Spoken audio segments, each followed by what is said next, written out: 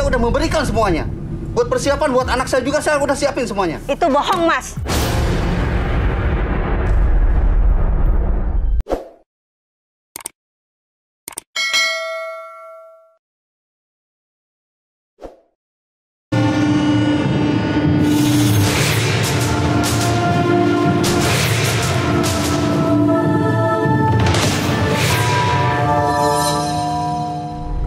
Hadir seorang wanita yang mengaku tidak dinafkahi dan menjadi korban kekerasan suaminya. Malam hari ini kami akan panggil dia dengan nama samaran. Kami persilahkan Tasya.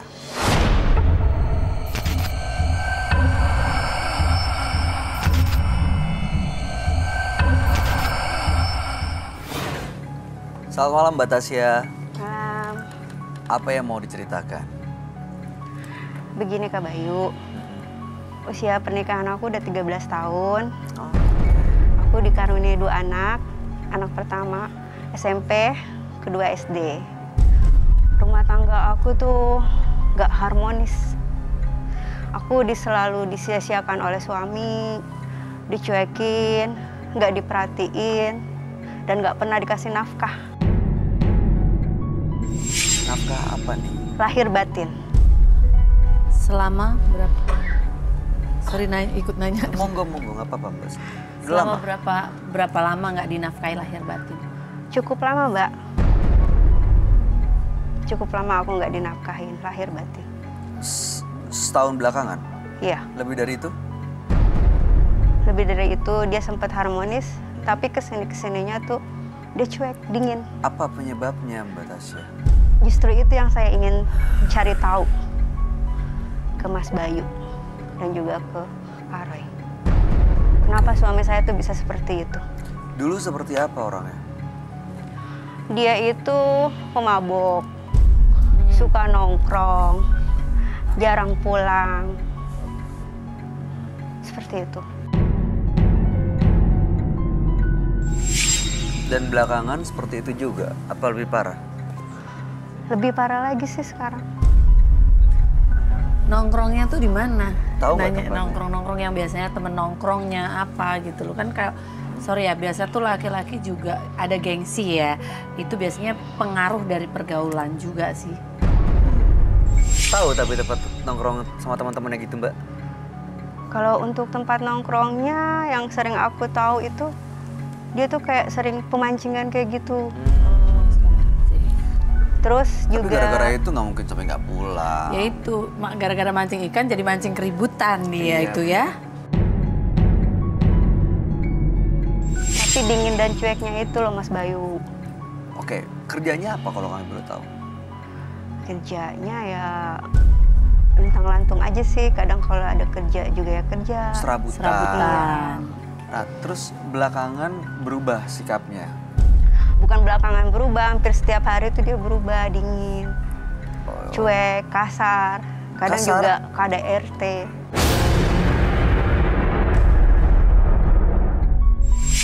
Diapain Mbak?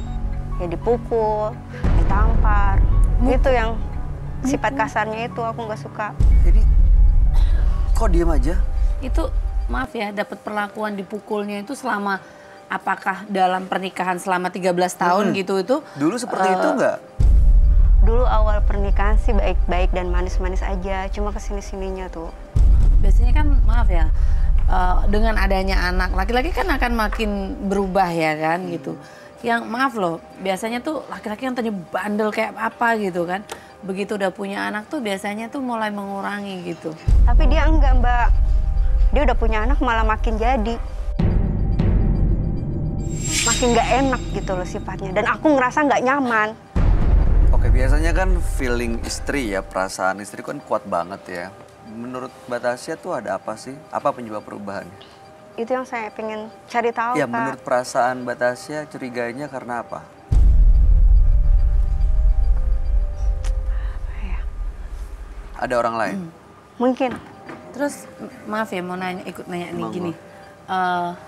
Itu apa suami Mbak ini kalau mukul itu kan pasti ada cekcok dulu kan gitu, ada percekcokan gitu. Biasa tuh apa sih gitu loh yang Masalahnya? yang menimbulkan lepas kontrol laki-laki itu sampai mukul gitu? Kadang gini Mbak ya, sifat aku ini dengar suara kenceng kasar aja tuh emosi aku langsung tinggi gitu. Jadi tuh dia ngomong nggak pernah lembut, selalu dengan nada tinggi. Itu yang bikin emosi aku ngelawan dia. Oh, jadi karena emosi, suaminya juga kepancing emosinya sampai melakukan KDRT. Tapi itu nggak bisa dibenarkan sih. Ya. Kalau udah KDRT susah sih ya. Itu dia. Tapi masih bertahan sampai sekarang. Masih Mas. Apa yang buat bertahan gitu loh, sudah dipukul, suka mukul, nggak menafkahi lahir batin. Saya tuh paling nggak suka gitu loh kalau ada laki-laki yang maksudnya itu seperti menelantarkan kan. Betul. Ngapain kita hidup dengan orang yang buat kita nggak bahagia gitu. Kita sakit aja pergi ke dokter untuk berobat. Ngapain kita bertahan di situ untuk sakit? Kalau saya sih mikirnya gitu. Kenapa tuh masih Saya mikir bertahan? ada anak Mbak. Aduh, anak itu urusan Tuhan. Saya sayang sama anak-anak saya. Makanya saya bertahan sama dia. Walaupun ngorbanin diri Mbak Tasya Iya. sendiri. Ya sih, seorang ibu tuh pasti gitu. Ingin yang terbaik buat anaknya. Iya. Saya sendiri juga pernah ngalamin dalam rumah tangga itu sebenarnya udah sakit gitu, udah sakit. Tapi karena ada anak itu bertahan untuk anak itu, maklum saya ngerti gitu. Itulah hebatnya perempuan itu, dia hebatnya seorang ibu, lebih baik saya sakit, yang penting anak-anaknya bahagia. Tapi kejadian paling buruk yang pernah dialamin seperti apa? Perlakuan suami yang bagaimana? Sering kelakuan kasarnya itu, sering KDRT-nya itu yang paling buruk. Banting-banting barang.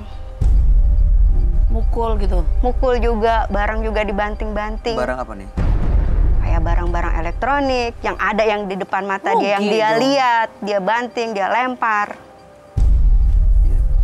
Tapi nggak sampai ke lempar gitu pakai barang-barang itu kan, Mbak? Sempat dia ngelempar. Apa? Dia ngelempar gelas, terus kena TV, dan aku kena pecahan gelas itu.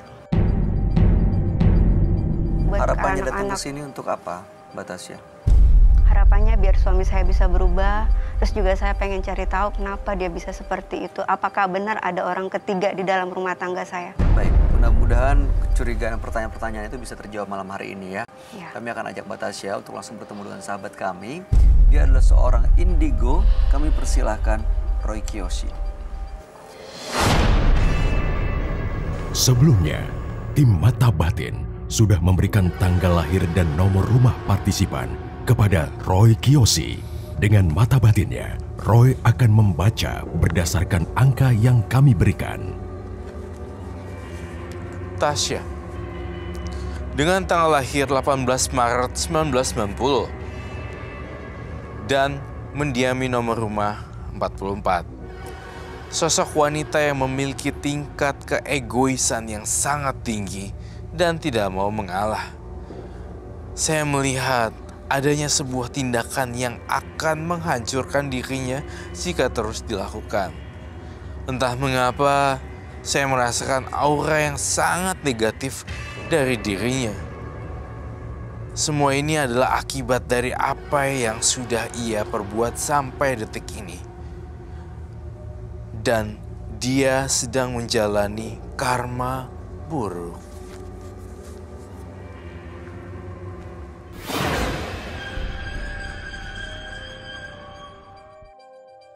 Selamat malam. Selamat malam, Roy. Silakan duduk.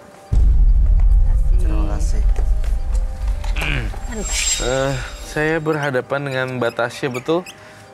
Ya, Oke, saya ingin konfirmasi datanya. Lahir di tanggal 18 bulan 3, lalu tahun 90, dan nomor rumah 44. ya. Tasya ini sudah menikah cukup lama ya? Berapa tahun? 13? 13 tahun. 13 tahun, 13 tapi tahun. belakangan suaminya ini berubah. Bahkan sering bersikap dingin, kasar, dan melakukan KDRT. Oke. Anak-anak sudah cukup besar, tapi Mbak Tasya ini bertahan karena itu alasan untuk pertahankan kebahagiaan anak-anak. Nah, malam hari ini datang ke Penembus Mata Batin sebenarnya ingin tahu apa yang terjadi dan menjadi penyebab perubahannya. Apakah ada orang ketiga atau ada hal lain yang menyebabkan sang suami berubah. Oke. Lalu kemudian gejala-gejala apa lagi yang Anda rasakan ketika sehingga membuat asumsi suami Anda punya selingkuhan? Hanya sekedar itu aja berubah.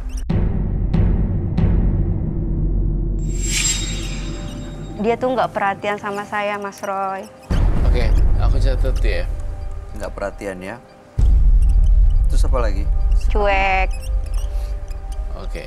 Tadi katanya Aku suka tuh nggak mukul pernah ya, dianggap kasar. Sering KDRT. Oke, ngerti. Baik. Saya mengerti sekali.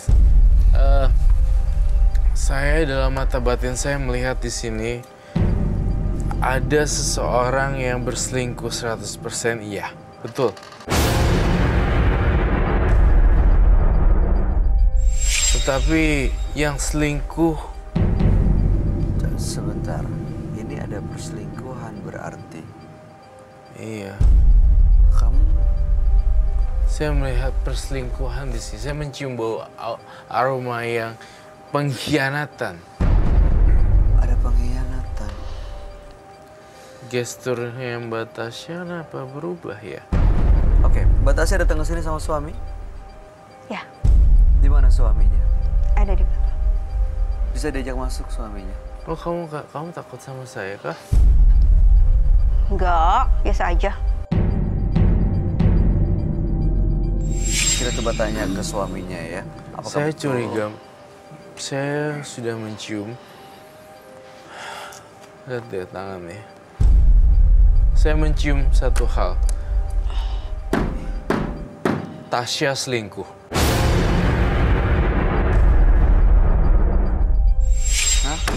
Kamu jangan nuduh sembarangan, Roy. Saya berbicara berdasarkan fakta dan saya memperhatikan secara detail minute by minute.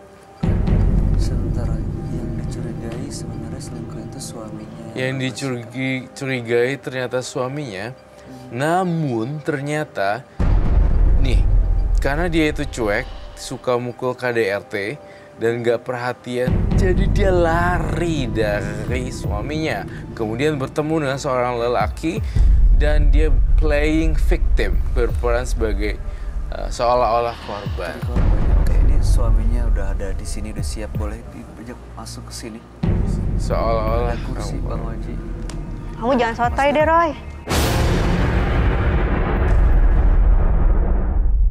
Di sini saya juga merasakan partisipan seperti sedang playing victim.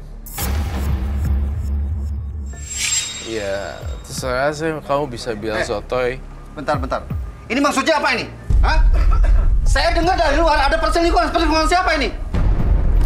Pak, Mas siapa namanya? Hah? Saya Bayu. Pak, oke. Untuk Salam menyembunyikan kenal. identitasnya, Saya Roy Kiyoshi. kita ganti dengan nama samaran ya. Ya, Aldo. Silakan duduk. Aldo ya.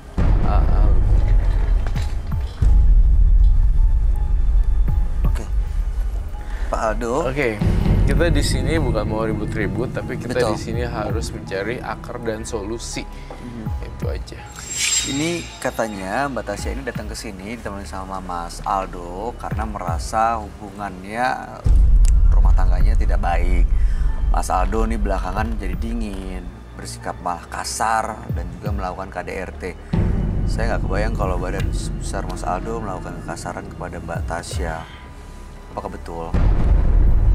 Memang dia cerita apa? Ya katanya dia kecewa sekali karena suaminya berubah belakangan ini. Dan dia sedih sekali. Ma, maksud kamu cerita apa ke mereka? Hah? Kamu menjadikan papa? Hah? Papa kan emang kayak gitu sama Mama. Kasar, cuek, acuh. KDRT juga. Sering nampar, sering mukul. Buktinya apa? Kalau papa sering berbuat kasar pada kamu apa? Banyak, Pak. Perabotan Buktinya apa? Coba lihat. itu udah pada hancur gara-gara kamu. Kamu seenaknya aja nuduh juga sama saya. Mas Aldo, yang kita lihat sih cara ngomongnya pun kasar. Iya, Tuh, lihat tuh, Mas. Mas Bayu, ya. Maaf, saya kasar karena saya nggak terima. Ya. Selama ini yang saya lakukan terhadap istri saya udah menyediakan semuanya buat istri saya. Saya udah memberikan semuanya. Buat persiapan buat anak saya juga saya udah siapin semuanya. Itu bohong, Mas.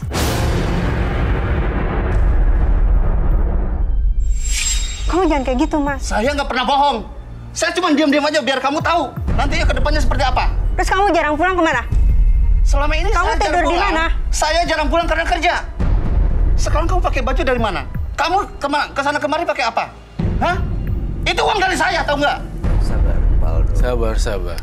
Saya nanti aja kamu nuduh saya begitu. Kasar kamunya ini loh yang kasar. bisa hilang. Bukan kasar. Perabotan di rumah udah pada hancur gara-gara Itu saya yang beli, itu urusan saya. Tapi saya nggak suka. Ini di depan banyak orang, kamu jangan begitu. Pak, mohon sama-sama kuat untuk menahan diri ya Pak ya. Bu, ini disaksikan oleh banyak orang. Iya. Terlalu mengumbar emosi di depan umum juga tidak baik. Betul. Dinilai juga tidak baik juga. Sekarang begini Mas Roy, ya. Selama ini saya selalu berbuat baik sama istri saya. Ya. Selama ini apa yang istri saya inginkan, saya selalu beri. Selama ini saya memang diam-diam untuk menyediakan untuk buat masa depan anak saya. Tapi kenyataannya sekarang, begitu saya pulang ke sini, mendengar saya di luar, ada bahasa-bahasa perselingkuhan yang mengarahkan pada diri saya. Saya nggak terima itu.